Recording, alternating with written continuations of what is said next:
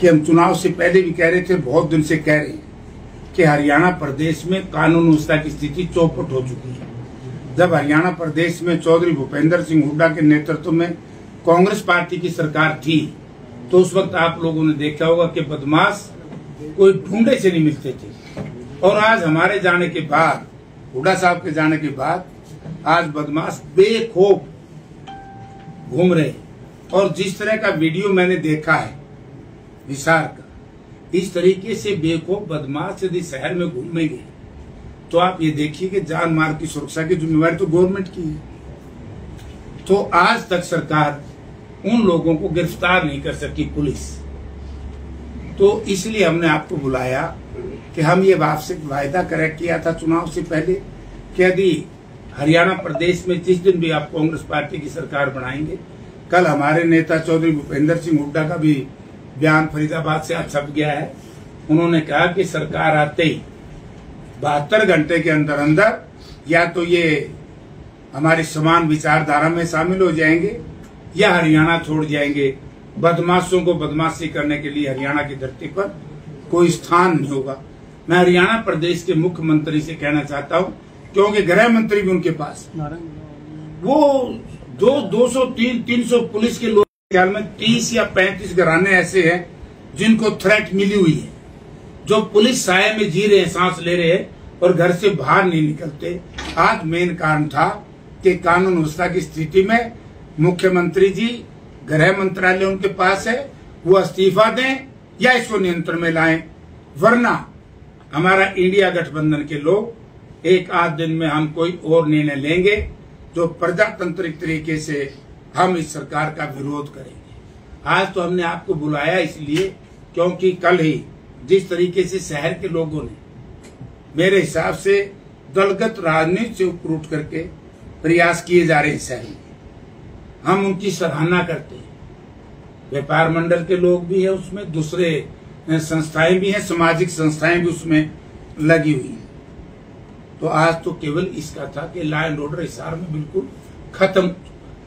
और मैं धन्यवाद भी करता हूं इस बात के कि हमारे शहर की जनता का, कि इतना बुरा होने के बाद भी हमारे लोग शांति प्रियता में विश्वास रखते हैं और कानून के राज को मानते हैं, पुलिस पे विश्वास करते हैं। पुलिस कुछ भी नहीं करेगी, फिर हमने सरकार के खिलाफ निर्णय लेना पड़ेगा। सरकार तो ऑलरेडी अल्पमत में चल रही है, अल्पमत में चल रही है सरकार तो। अब जब हम अल्पमत में कहते हैं तो सरकार बहुमत की कहते हैं। मतलब ऐसी अजीब सरकार मैंने कहीं देखी। एक कहावत थी, तला धरती ऊपर राम, बीच में लटका फलाना राम। तो ये सरकार तो ना जमीन पे, ना आसमान पे, ना सरकार है ना सरकार नहीं है। यानी कि जो बीजेपी के खिलाफ मैं हमेशा से कहता हूं कि लोक लाज से चलता है। भारतीय जनता पार्टी में देश की सरकार से लेकर के प्रदेश तक लोक लाज नाम की कोई चीज नहीं, शर्म नाम की कोई चीज नहीं। जिन लोगों ने पुलवामा जैसे मामले को, आज तक इतना भारी जुल्म हुआ था, हमारे 40 जवान शहीद हुए थे और उस वक्त सर्जिकल स्ट्राइक के नाम से विदेश में सत्ता हासिल की थी। आज तक उसी का वो रिपोर्ट ही जनता के सामने नहीं आई, वो रिपोर्ट ही पार्लियामेंट के पटल पे नहीं रखी गई। तो जनता को ये चाहिए था कि बहुत अच्छा, अब की बार भी जनता ने बीजेपी को हराने के लिए कांग्रेस पार्टी को, इंडिया गठबंधन को ताकत दी। तो मैं जनता से यही निवेदन करूंगा कि ऐसी संवेदनहीन सरकार, जिसमें संवेदना, जिसमें दया करुणा नाम की कोई चीज नहीं हो, निर्दयी लोगों की सरकार से पीछा छूटे। सोशल मीडिया पे कुछ पोस्ट वायरल हो रही है जिसमें हिसार के बढ़ते क्राइम को हिसार लोकसभा में कांग्रेस की सीट का, जो कांग्रेस की सीट जीती है उसका रिजल्ट बताया जा रहा है। इससे गंदी बात हो ही नहीं सकती। अगर कोई इस तरह की बात कहता है, इसका मतलब अपराध बीजेपी करा रही है। फिर तो बीजेपी है ही दोषी। अपराध रोकने की जिम्मेवारी तो हरियाणा सरकार की है, बल्कि इवन जो फेडरल फॉर्म ऑफ गवर्नमेंट में लॉ एंड ऑर्डर प्रदेश सरकार का मैटर है। इसलिए तो मैंने कहा कि मुख्यमंत्री इस्तीफा दे। आपके एसपी साहब से मुलाकात हुई है क्या जयप्रकाश?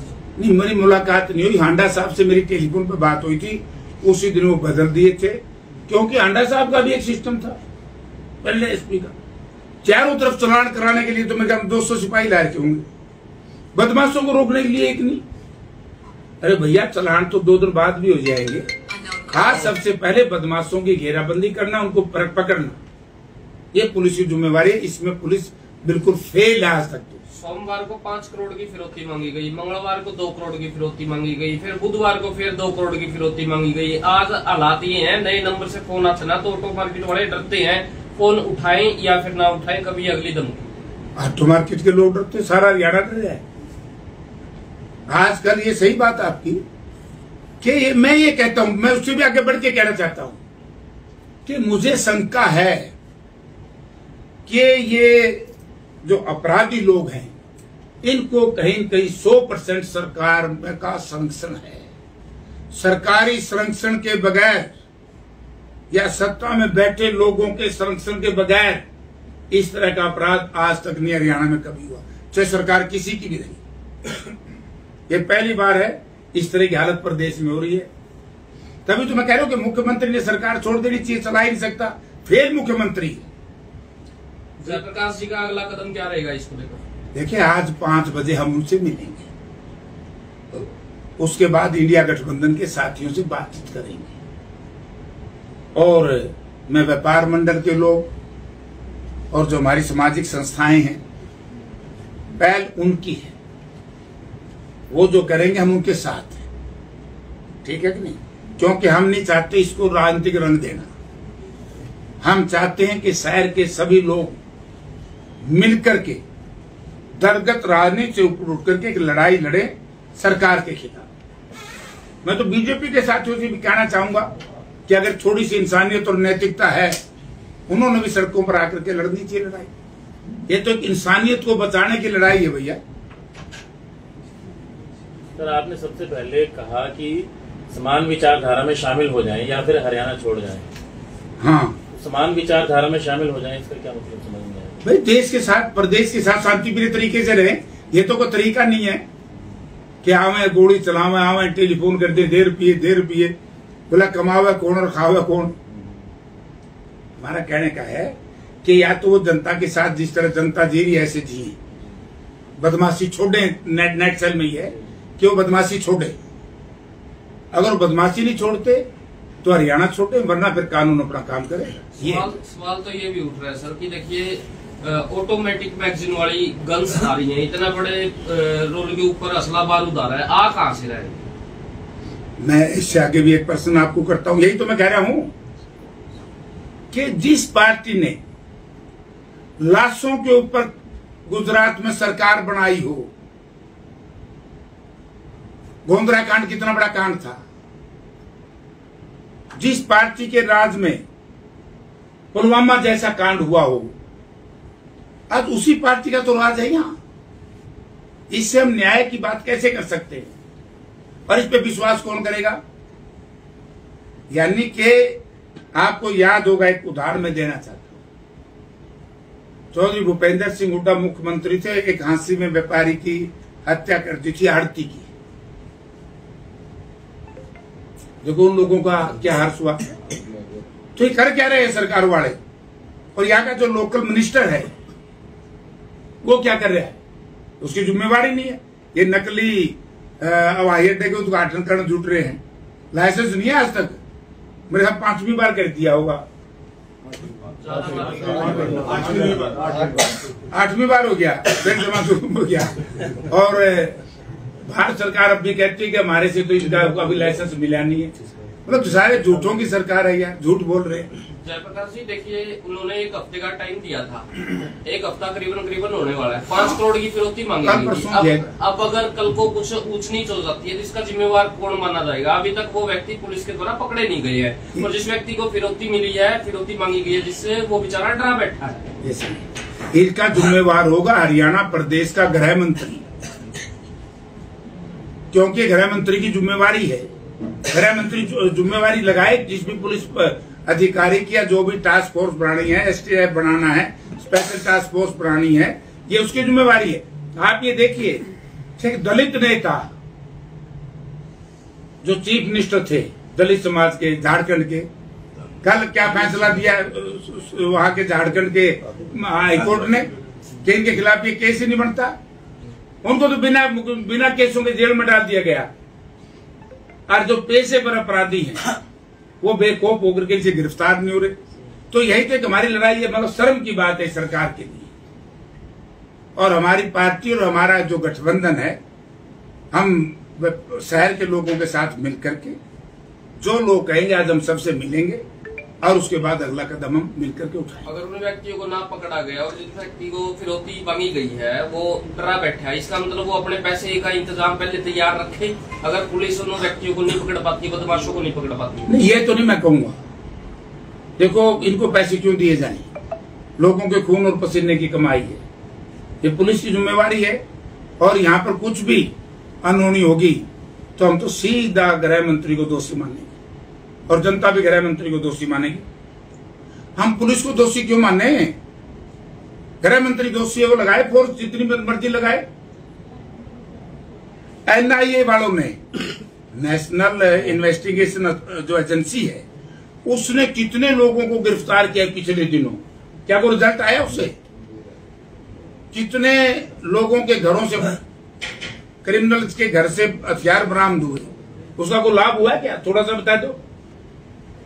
तो भाई ये सारा सरकार के संरक्षण में हो रहा है, सरकार दोषी। और हम सब ने मिलकर के इसको जन आंदोलन बनाएंगे और तब जाकर के पूरे हरियाणा प्रदेश में हम इस लड़ाई को लड़ेंगे। ऐसा ना हो वो चिड़िया चुग गई खेत वाली राम कहानी दोबारा हो जाए। और नफे सिंह राठी ने भी मांगी थी प्रोटेक्शन, उनको मिली नहीं थी और उनको गोलियों से फूंक दिया था। कभी वही हालात दोबारा हो जाए साल में। देखो भी, ये तो भाई दोषी सरकार दोषी। मैं तो कहे कि शर्म नाम की चीज नहीं है सरकार में। अगर थोड़ी सी भी शर्म होती है, आप भी देखिए, आज 6वां दिन तो हो गया मेरे ख्याल में इसके महिंद्रा वाले के, सुप्रीम मोटर वाले के। 5वां तो पक्का ही है, 6वां दिन है। हाँ, 6वां दिन है। बताओ क्या हुआ? एसपी बदल दिया। अरे एसपी के बदलने से थोड़ा काम चलता। गृह मंत्री को बदलो, मुख्यमंत्री को बदलो। और सरकार नहीं चला सकती, इस्तीफा देकर के बाहर आओ। लोगों को क्यों लूट खसोट मचाई हुई? भ्रष्टाचारियों की सरकार है। अपराधी प्रवृत्ति के लोग जिस तरीके से उनके संरक्षण में पल रहे हैं, जनता को बहुत बड़ा नुकसान हो। चलिए, तो अपराध की बातें होगी। अभी आप सांसद बन गए हैं, तो सबसे पहले संसद के अंदर हिसार से जुड़ा क्या मुद्दा उठाना जा रहा है और हिसार के लिए क्या सौगात लेगा? हवाई जहाज तो भाई जमाने उड़ता और नाम है झूठी यहाँ बरदा। एक बार मैं 2004 में चुनाव लड़ रहा था, तो एक गांव के लोग कहने लगे वो इलाका यहाँ से अपने से अलग हो गया। बोला, जयप्रकाश जी वोट तो दोगे, SYL का पानी लाओगे? मैं SYL का पानी तो आंदा नहीं, वोट दियो चाहे ना दियो, क्योंकि 10 दिन के बाद रिजल्ट आओगा, फिर कहोगे पानी लिया। ना तो उड़ते हुए जहाज। ये तो जनता के साथ बहुत बड़ा उस वक्त गठबंधन सरकार में, जिसके पास सिविल एविएशन मंत्रालय था और मुख्यमंत्री जो भी थे, इनने मिलकर के एक षड्यंत्र रचा जनता के साथ। और ये षड्यंत्र आप लोगों को आज मैं कह रहा हूं कि ये कोई हवाई अड्डा यहाँ बनने वाला नहीं है। आज तो सिंपल फ्लाइंग क्लब है, आज तो डोमेस्टिक भी नहीं। और जो बातें इन्होंने कही है हमारे यहाँ के मंत्री जी ने, मैं सुनकर के बड़ा हैरान रहा।